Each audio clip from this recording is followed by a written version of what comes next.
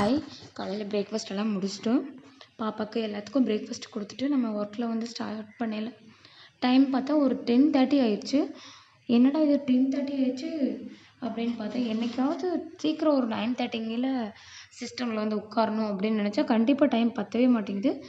அதுலேயும் மார்னிங் ஒரு பிரேக்ஃபாஸ்ட் தனியாக, லஞ்ச் தனியாக, தனித்தனியாக செய்கிறோம் அப்படின்னா டபுள் மடங்கு ஒர்க்கு அதிகமாக போயிட்டே இருக்குது.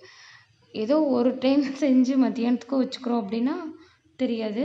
மார்னிங் ஒன்று, லஞ்சுக்கு ஒரு டைம் பண்ணிகிட்டே இருக்கிறதுனால வேலை அதிகமாகிட்டே போயிட்டுருக்கு.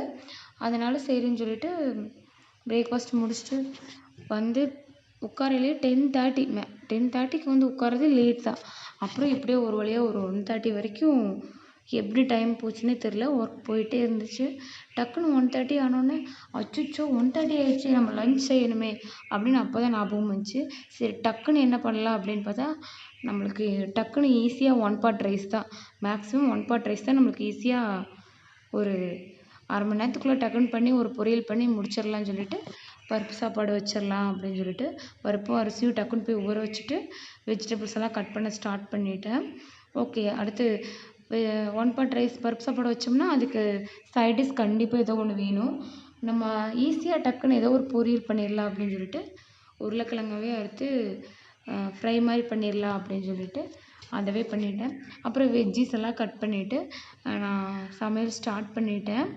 அது ஒரு 15 மினிட்ஸ்க்குள்ளே ஊற வச்சு கட் பண்ணி எல்லாம் பண்ணி விசில் அடங்கில கரெக்டாக ஒரு 1/2 அன் ஹவருங்கில எல்லாம் முடிஞ்சிருச்சு.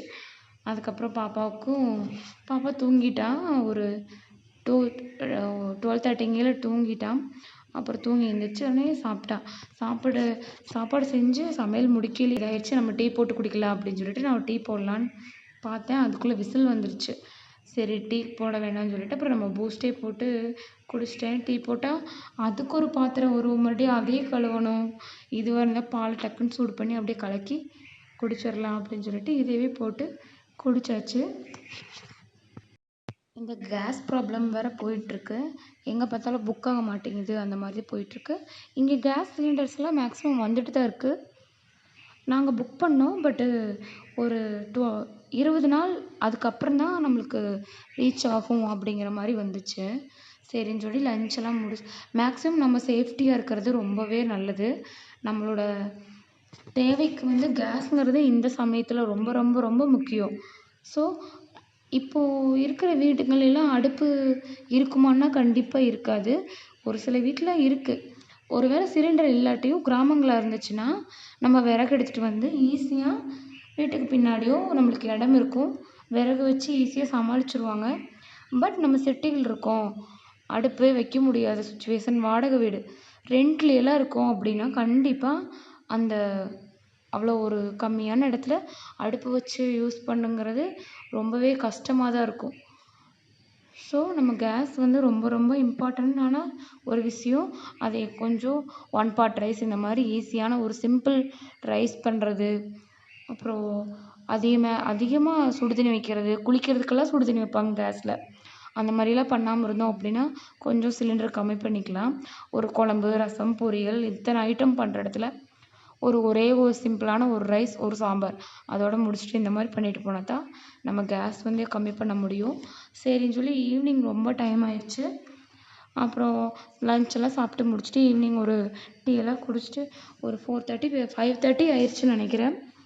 அப்புறம் போய் சின்னதாக காயெல்லாம் என்ன இருக்குது வீட்டுக்கு பின்னாடி சும்மா சின்ன சின்ன செடிகள் வச்சுருந்தோம், அதை போய் பார்க்கலாம் அப்படின்னு சொல்லிட்டு போனோம்.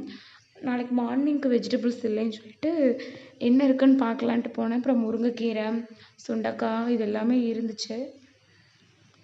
அதெல்லாம் கொஞ்சம் கொஞ்சம் பார்த்துட்டு கொஞ்சம் செடிங்களும் கொஞ்சம் வாடின மாதிரி இருந்துச்சு. கொஞ்சம் தண்ணியும் ஊற்றிட்டு கொஞ்சம் மருதாணி இலையெல்லாம் பிடுங்கிட்டு வந்தேன். கொஞ்சம் ரொம்ப நாள் ஆச்சு மருதாணி ஆச்சுன்னு சொல்லி மருதாணி இலை இதெல்லாமே பிடுங்கி கொண்டு வந்துட்டு இருந்தேன்.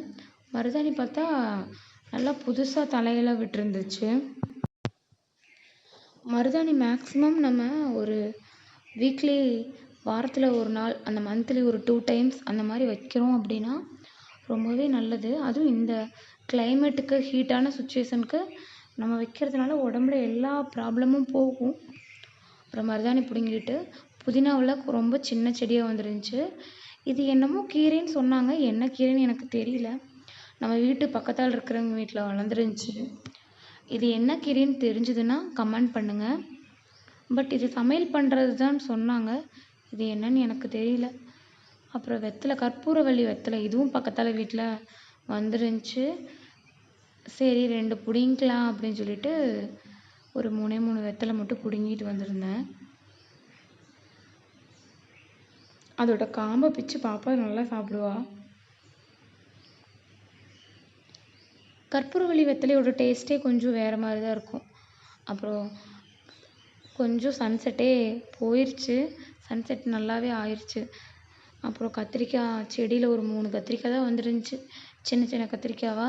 சரி மார்னிங் சாம்பாருக்கு ஏதாச்சும் வச்சுக்கலாம் அப்படின்னு சொல்லிட்டு ஒரு 3 கத்திரிக்காய் மட்டும் அளவாக பிடுங்கிட்டு வந்திருந்தேன். கத்திரிக்காய் நல்லாவே இருந்துச்சு. இதுதான் ஒரு சின்ன அறுவடைன்னு சொல்லலாம். இதுதான் நம்ம வீட்டில் இருக்கிற குட்டி குட்டி வெஜிடபிள்ஸ். நம்ம வீட்டுக்கு ஒரு 2 நாளைக்கு தேவைப்படுற மாதிரி கத்திரிக்காய், ஒரு 3 கத்திரிக்காய், சுண்டைக்காய் வந்துருந்துச்சு. இதில் குழம்பு வச்சா ரொம்ப டேஸ்ட்டாக இருக்கும். செடி ஓரளவுக்கு நல்லா பெரிய செடி தான், அதனால் குழம்பு வச்சா ரொம்ப நல்லாயிருக்கும். அப்புறம் லெமன் பார்த்திங்கன்னா கீழவே விழுந்து கிடந்துருந்துச்சு. அப்புறம் அதுவும் கொஞ்சம் எடுத்துகிட்டு வந்திருந்தோம். லெமன் எல்லாம் கீழே விழுந்து பாதி இன்னும் அடிபட்டு கந்தி போன மாதிரியே ஆயிடுச்சு. சரி பாதியை வச்சுட்டு அது கந்தி போனதை மட்டும் கட் பண்ணிவிட்டு ஏதாச்சும் லெமன் புழிஞ்சு விடுற மாதிரி ஏதாச்சும் இதுக்கு வச்சுக்கலான்ட்டு. கீரை மார்னிங் நேரத்தில் எழுந்திரிச்சு நம்மளால் போய் பறிச்சுட்டு வர முடியாதுன்னு சொல்லி ஈவினிங்கே சூப்புக்கு கொஞ்சம், பொரியல் கொஞ்சம் பிடுங்கிட்டு வந்துட்டோம். அதுக்கப்புறம் மருதாணி, பாப்பாக்கோசரம் மருதாணி வேணும்னு கேட்டான்னு சொல்லி அவளுக்கும் மருதாணி பிடுங்கிட்டு வந்தோம். மருதாணி பார்த்தனே அம்மா இப்போவே வச்சு விடுமா, அம்மா மருதாணி வேணும்னு சொல்லி கேட்டுகிட்டே இருந்தா. இதுதாங்க நம்ம வீட்டில் இருக்கிற ஒரு சின்ன குட்டி அறுவடை.